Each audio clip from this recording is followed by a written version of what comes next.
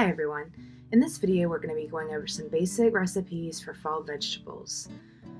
So to start out with, we're going to make some broccoli with peppers, cabbage with onions, spinach with onions and garlic, and butternut squash with baby carrots and sweet potatoes.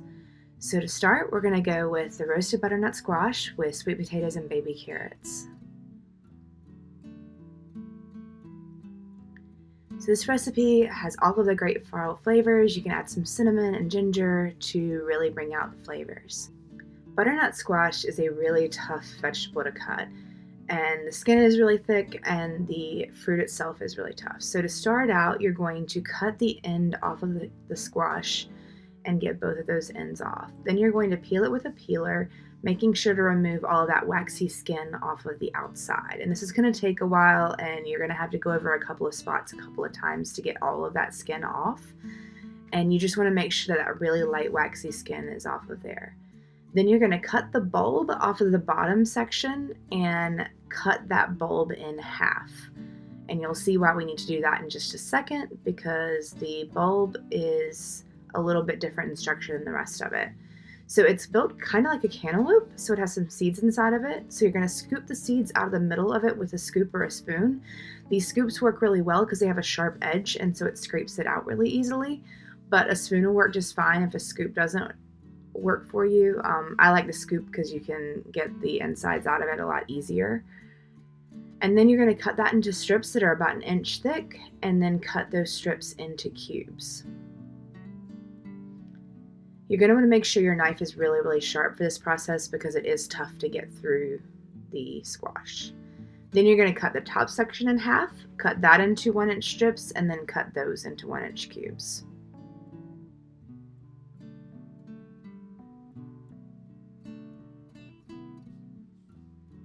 And then cut the remainder of the bulb up as well.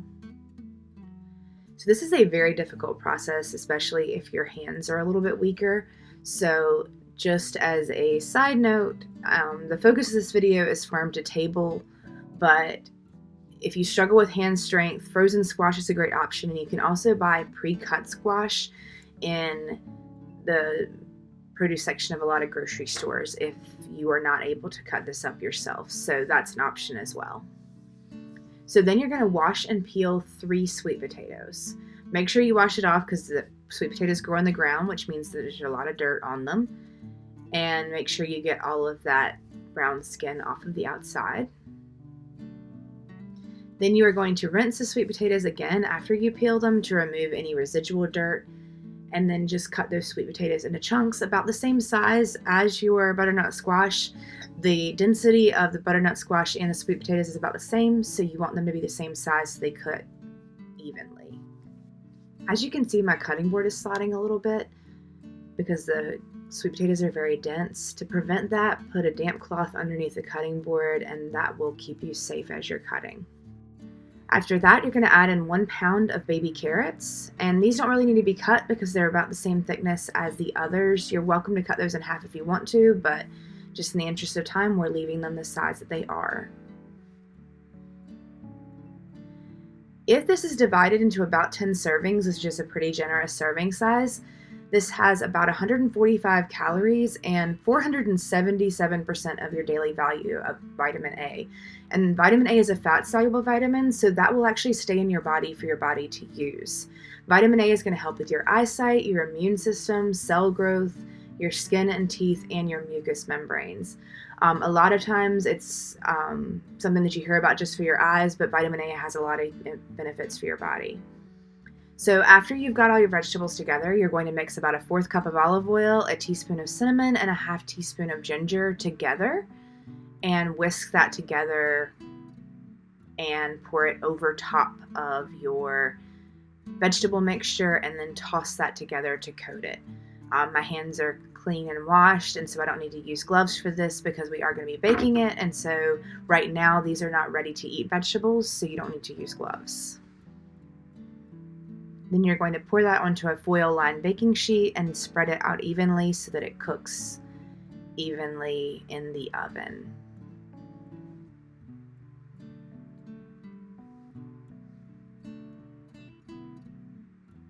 And I'm just drizzling the remaining oil over top. You're going to place them in a 400-degree oven and set a timer to check them at about 40 minutes. It's going to kind of depend on how long it's been since your squash or sweet potatoes have been picked, because they will cook quicker if it's been longer. But to check for doneness, a fork should pierce each vegetable easily. So you're going to test that out, and if it doesn't go in easily, you might need to put it in for a little bit longer. Our next dish is going to be roasted broccoli with bell peppers, and the bell peppers can be whatever color that you happen to have. So this recipe ends up being really pretty depending on what colors of peppers that you use, and roasting is a super healthy way to prepare any sort of vegetable. So you're going to start out with a couple of tablespoons of olive oil in a baking dish and just spread it around to coat so that your broccoli doesn't stick to the bottom of your pan. And if you don't have olive oil or you don't want to use a different type of oil, that's just fine. And then you're going to cut the woody stem off the bottom of 2 heads of broccoli and cut the crowns into bite-sized pieces. Some people enjoy eating the stem part, and so you can cut that out and include it, but we don't enjoy that part, so I leave it out. And cut these into a size that makes sense for your family. If you have smaller children, you might need to cut it into smaller pieces. Then you're going to cut up your bell peppers. So I usually just cut the little core out and then flatten out the peppers, cut it into strips, and then dice that into cubes.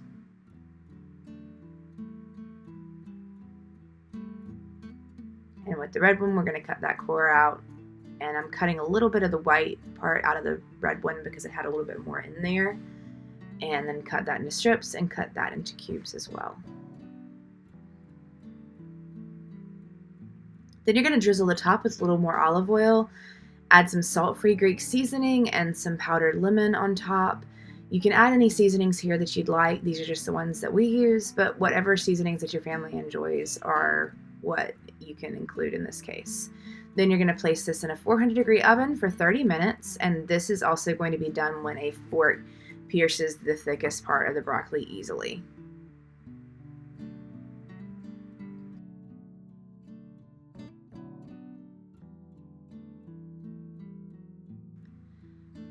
Our next recipe is one that can be made very inexpensively. Cabbage goes on sale in the fall quite often, and so this one is one that you can feed a lot of people for a very low cost.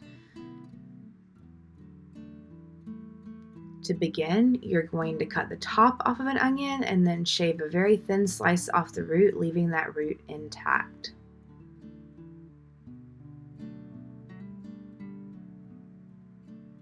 Then you're going to cut the onion in half and cut it in half through the root and remove the outer layer of the onion to peel off the brown skin off the outside of the onion.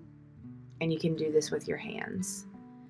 After that, you're going to take a diagonal slice out of the root. If you were going to dice it, you would leave the root intact. But we're doing this in little thin shavings, and so we don't need the root for this particular method. But you're just going to cut these into little thin slices. So you just place the onion flat side down, cut the root off at an angle, and then slice it into thin strips. Keep your fingers tucked under to make sure that you don't cut your fingertips. Then you're going to take the largest, deepest pan you've got, put that on a stove on medium-high, and put 2 tablespoons of butter in the pan. If you're vegan or don't enjoy butter, you can use olive oil or whatever fat that you would like to use. Move your onions into a bowl while your butter is melting.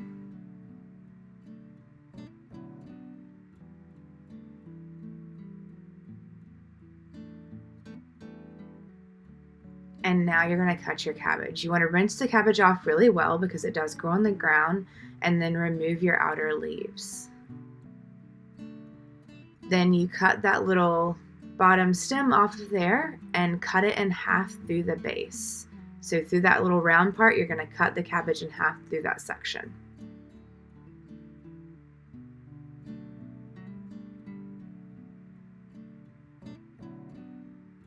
Then you're going to cut it in half through the core again,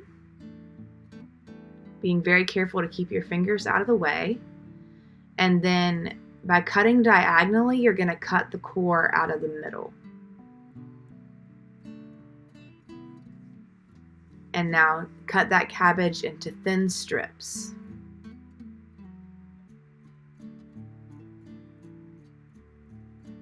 And once it gets to the point you're having a hard time holding it on its side, you can turn it over and continue cutting it into strips. So cut the core out and keep on slicing. And continue cutting the remainder of your cabbage.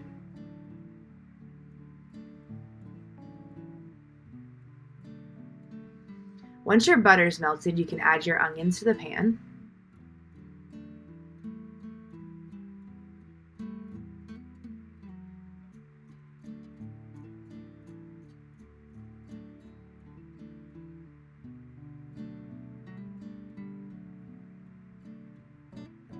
And cut your other half of your cabbage while the onions are in there.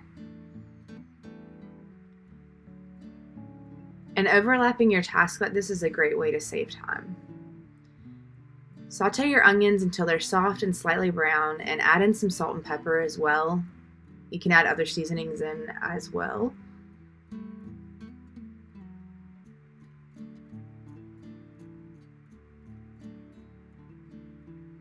And this is going to take a good amount of time. And once you're finished with your onions, they should look like that. And at this stage, you can add your cabbage in.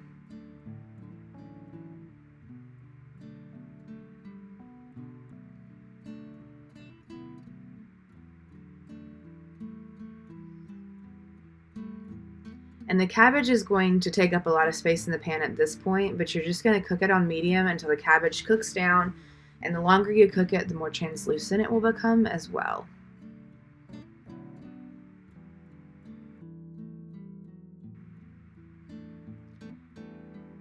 As you can see, it's cooked down quite a lot, and the cabbage is looking a little more translucent.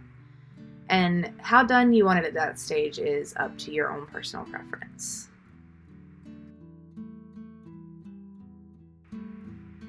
So our last vegetable preparation is one that I learned on my very first day of culinary school. So it is sauteed spinach with garlic and onions with Parmesan cheese and Texas Pete. So to begin with, you're going to cut an onion, and you're starting out cutting the onion the same way you did with the cabbage, where you cut the top off and then shave a thin slice off the root end.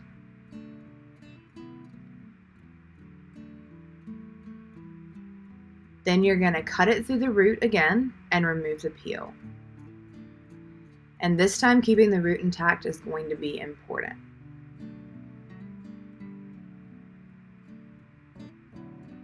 So I'm going to show you two different ways to cut an onion and dice it up.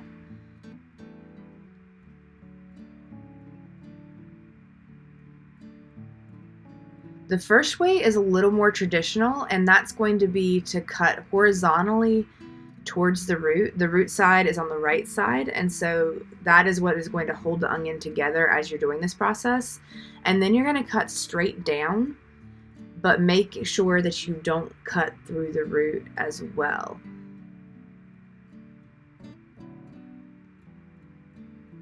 And then you're going to turn it 90 degrees and cut into a dice, which is going to give you little tiny pieces. And this is the traditional way of cutting that you learn in culinary school, and it makes very small pieces that almost dissolve into food. But the really easy way that I use on a regular basis now is to cut kind of a sunburst pattern, and this kind of shortcuts it really easily. So cut around in kind of a sunshine, and then cut straight down after you turn it 90 degrees, and then that cuts into a dice. You end up with slightly more irregular and larger pieces, but for most things you're making, it works just fine. So you're going to melt a couple tablespoons of butter in a pan again.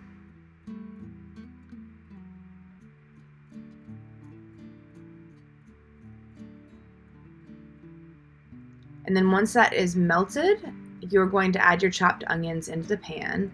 And then while the onions are cooking, in order to save time, we're overlapping tasks again, we are going to prep some garlic.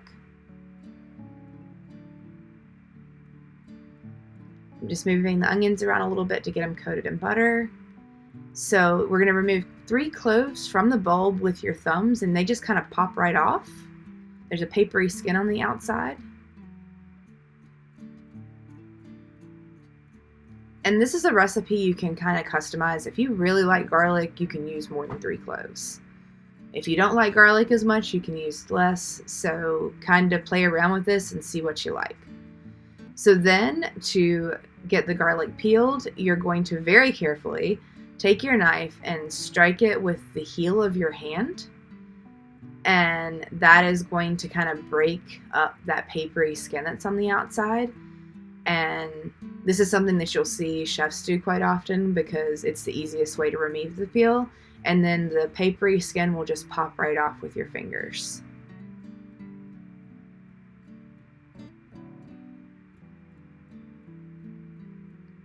And that will also crush the garlic a little bit so it'll cut up a little bit easier. Then you're going to cut the root end off of each of the cloves because that's not going to dissolve into the food very easily. And then you're just going to chop the garlic into tiny pieces by running your knife through it and rocking your knife through there until it's the size that you would like it. And garlic is very, very sticky because it has a good amount of sugar in it. So just keep in mind that that process might take a little while. And you might have to clean it off of your knife on a regular basis.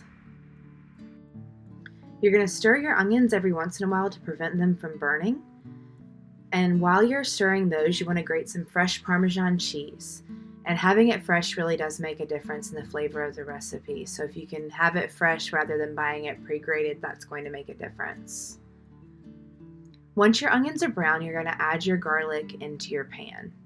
And you'll know that they're ready to go when you start seeing browning on the edges of the onions.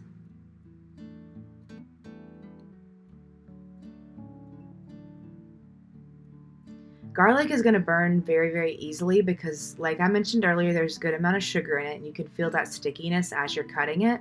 So you don't add it early because it's going to burn and it's going to add a really unpleasant flavor to the recipe. So if you're browning things like onions or celery, add that garlic in later on.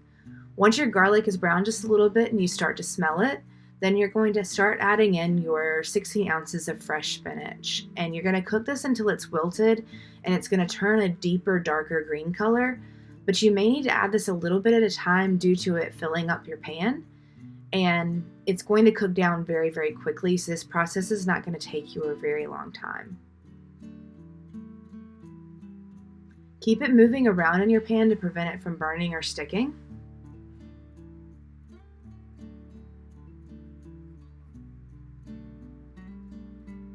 And you're going to cook this to the doneness that your family prefers. Some people prefer it less done, some people prefer it more done. At my house, we always serve this sprinkled with Parmesan cheese and Texas Pete hot sauce. Texas Pete is made in North Carolina, but this is also a nod to my culinary school instructor, Chef Doris Stromberg. She left a huge impact on my life, and she always referred to Texas Pete as my friend Pete because of the wonderful things that it did for all of our recipes. These recipes all focus on things that are readily available in the fall season. Farm to table is the focus of this video, and so purchasing them from farmers that are local is a wonderful way to support the local economy. These are also wonderful things to have on the Thanksgiving table to bring some interest and some local flavor. Thank you so much for watching Mixing with Merks. Don't forget to like, comment, and subscribe.